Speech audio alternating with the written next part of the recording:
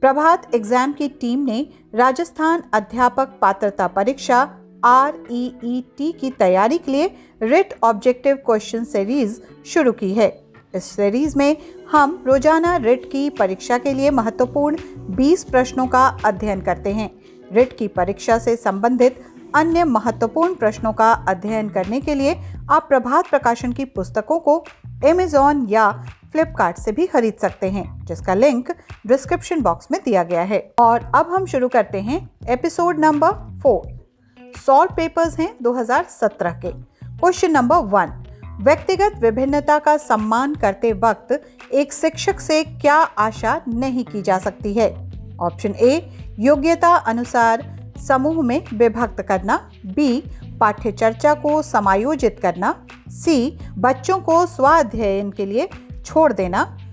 D, शिक्षण विधियों को समायोजित करना। और इसका सही जवाब होगा ऑप्शन सी।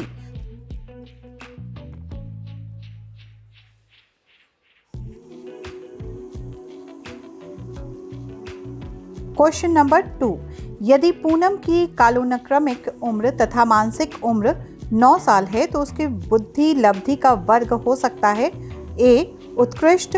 बी, औसत से कम। सी, औसत। डी, प्रतिभावन।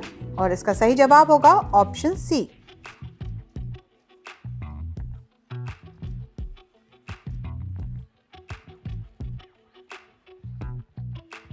क्वेश्चन नंबर 3, निम्न में से कौन से स्वलीनता के लक्षण हैं? ऑप्शन ए, कमजोर सामाजिक व्यवहार। बी, रूढ़िबद्ध व्यवहार। सी, कमजोर संप्रेषण। डी, ऊपरी लिखित सभी। और इसका सही जवाब होगा ऑप्शन डी।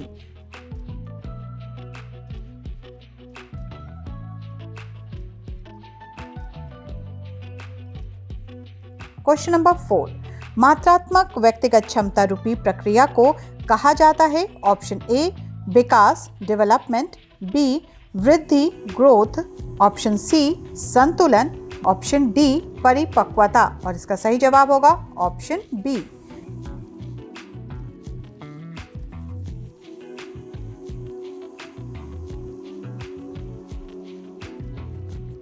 क्वेश्चन नंबर 5, जीवन और साहित्य का घोर संबंध है।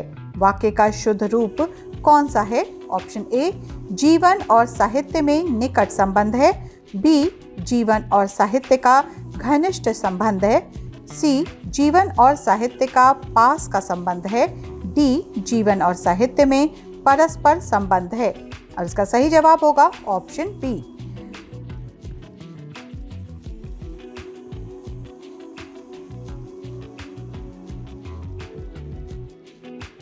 और अब देखते हैं क्वेश्चन नंबर 6 को। वस्तु की पूर्ति की तुलना में मांग अधिक आशय की लोकोक्ति कौन सी है? ऑप्शन ए, ऊंट के मुंह में जीरा। बी, ऊंची दुकान फीके पकवान। सी, एक अनार 100 बीमार। डी, आधा तीतर आधा बटेर। और इसका सही जवाब होगा ऑप्शन सी।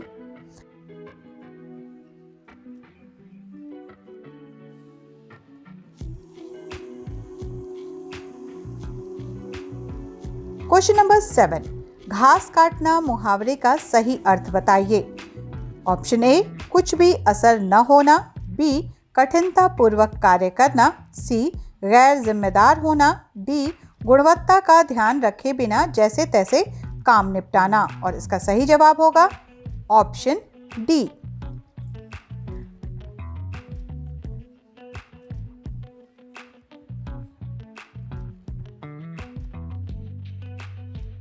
क्वेश्चन नंबर 8, विद्वान सब जगह पूजा जाता है।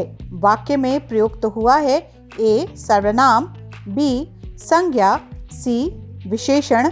डी, क्रिया विशेषण। और इसका सही जवाब होगा option C.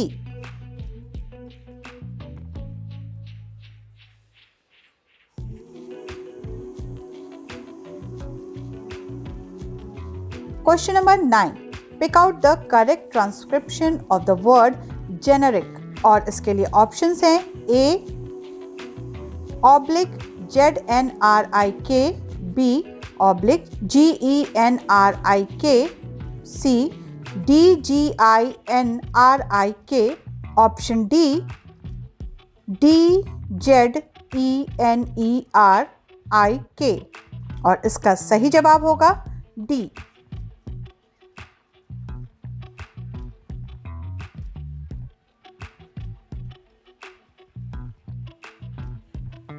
Question number 10. Taking into account the principle of language teaching, option A, teaching can be difficult. Option B, desired goal of teaching English language can be achieved. Option C, only linguistic habits can be developed. Or option D, only learning of English as a second language will be enhanced. और इसका सही जवाब होगा option B.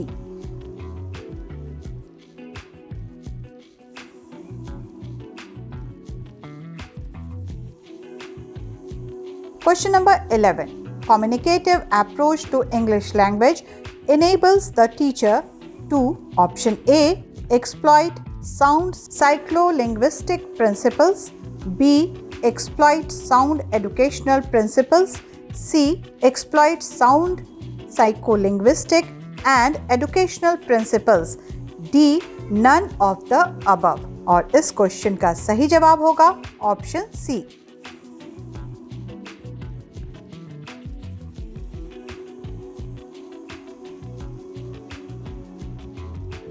Question number 12. In communicative approach to teaching, the teacher must know why it is. Option A, better to tolerate errors in students' attempt to express themselves. B, not to allow students to express themselves. C, not to tolerate errors in students' attempt to express themselves. D, better to note down the errors। और इसका सही जवाब होगा option A.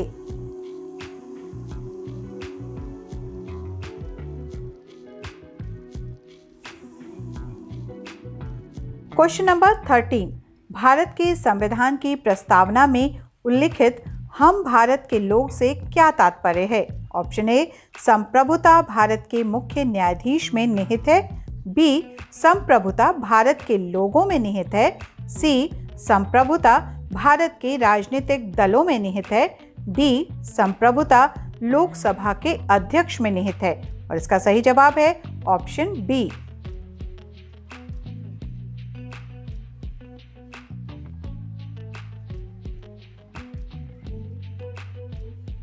Question number 14। भारत के संविधान के किस अनुच्छेद के अंतर्गत अस्पृश्यता को समाप्त किया गया है? ऑप्शन ए, अनुच्छेद 16, बी, अनुच्छेद 17, सी, अनुच्छेद 18, डी, अनुच्छेद 19। और इसका सही जवाब है option B.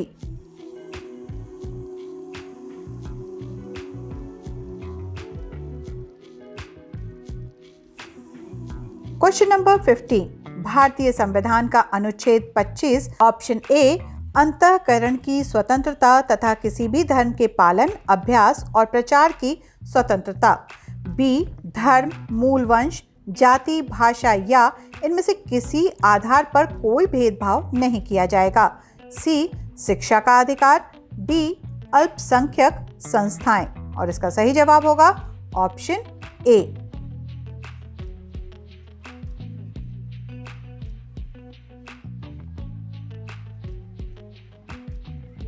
Question number 16। Lok Sabha की कार्यवाही के संचालन के लिए आवश्यक गणपूर्ति क्या है?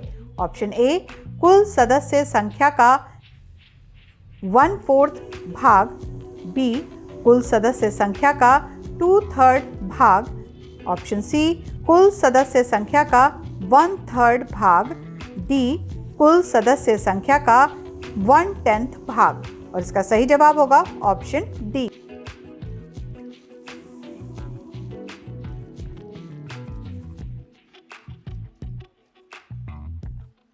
Question number 17। भारत के संविधान के कौन से अनुच्छेद में एक मंत्री परिषद का प्रावधान है जो कि राष्ट्रपति को उसके कार्यों के निर्वहन में सहायता प्रदान करेगा? ऑप्शन ए, अनुच्छेद 74। ऑप्शन बी, अनुच्छेद 78। ऑप्शन सी, अनुच्छेद 79। डी, अनुच्छेद 80। और इसका सही जवाब है ऑप्शन ए।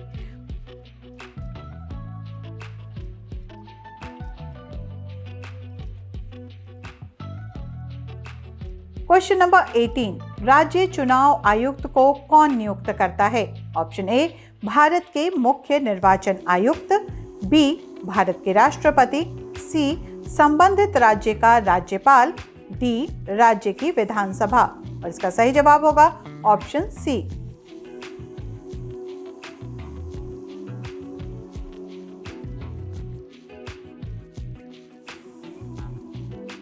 क्वेश्चन नंबर 19, भारत के सर्वोच्च न्यायालय के संबंध में निम्न में से कौन सा कथन सही नहीं है? ऑप्शन ए, संविधान की व्याख्या से संबंधित किसी मामले पर राष्ट्रपति सर्वोच्च न्यायालय से परामर्श मांग सकता है। ऑप्शन बी, राष्ट्रपति द्वारा मांगे जाने पर सर्वोच्च न्यायालय उन्हें परामर्श देने हेतु बाध्य है। सी, राष्ट्रपति सर्वोच्च न्यायालय द्वारा दिए गए परामर्श को मानने हेतु बाध्य नहीं है। डी, सर्वोच्च न्यायालय के परामर्श अनुसार सरकार प्रस्तावित विधेयक में आवश्यक संशोधन कर सकती है। और इसका सही जवाब होगा ऑप्शन बी।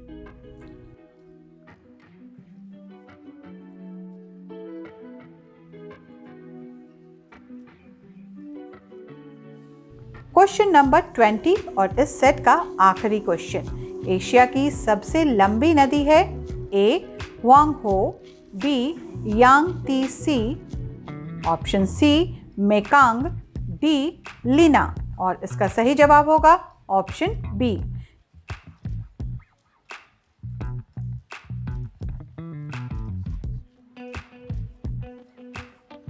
इसी के साथ आज का ये सेट समाप्त हो चुका है, लेकिन आपसे एक बात कहनी है, आपको कुछ याद दिलाना है। अगर आपने बेल आइकॉन पर क्लिक नहीं किया है तो जल्दी से कर लीजिए, ताकि सारे सेट आपको ऑटोमेटिकली आपके नोटिफिकेशंस में मिलते रहें। आज के लिए बस इतना ही, दीजिए इजाजत, नमस्कार।